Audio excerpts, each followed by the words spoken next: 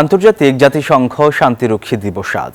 বিশ্বের অন্যান্য দেশের মতো বাংলাদেশেও যথাযোগ্য মর্যাদায় উদযাপিত হচ্ছে দিনটি।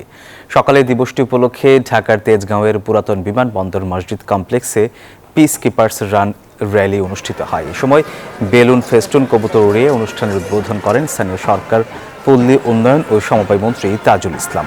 এছাড়াও শান্তিরক্ষী দৌড়ে বাংলাদেশে নিযুক্ত জাতিসংঘের আবাসিক সমন্বয়কারী, সশস্ত্র বাহিনী বিভাগের প্রিন্সিপাল স্টাফ অফিসার, সশস্ত্র বাহিনী ও পুলিশের প্রতিনিধি, পররাষ্ট্র মন্ত্রণালয়, বাংলাদেশে জাতিসংঘের বিভিন্ন সংস্থা এবং আন্তঃবাহিনী সংস্থার মনোনীত প্রতিনিধিরা অংশ নেন। এ সময় জাতিসংঘ শান্তিরক্ষা মিশনে বাংলাদেশের ভূমিকা ও অবদানের কথা তুলে ধরেন বক্তারা।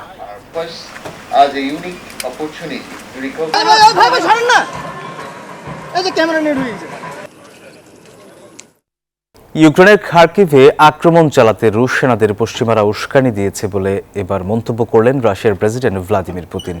আরও বললেন, ইউক্রেনের নতুন প্রেসিডেন্ট নির্বাচন দেওয়া উচিত। এদিকে ইউক্রেনকে রাশিয়ার অভ্যন্তরে হামলা চালাতে অনুমতি দিতে চায় ফ্রান্স ও জার্মানি। তবে যুক্তরাষ্ট্র বলেছে, রাশিয়ায় হামলা চালাতে মার্কিন অস্ত্র ব্যবহার করাকে নিরুৎসাহিত করে তারা।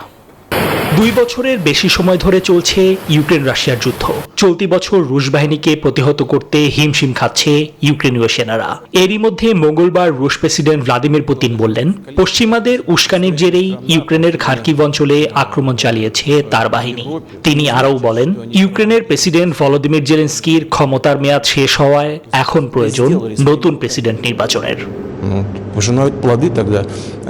ইউক্রেনের সংবিধানে ক্ষমতা সম্প্রসারণের কথা বলা হয়েছে, তবে তা শুধুই সংসদের প্রধানের জন্য। প্রেসিডেন্টের ক্ষমতা সম্প্রসারণের বিষয়ে সংবিধানে কিছুই নেই।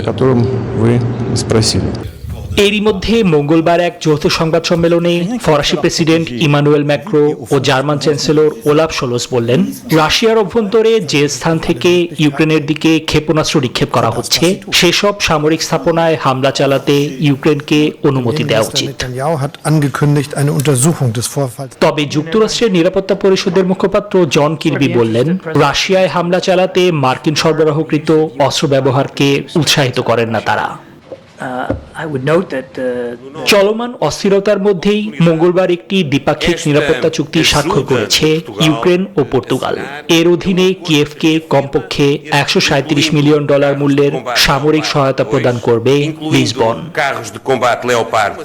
নিবির আমিন, নিউজ 24।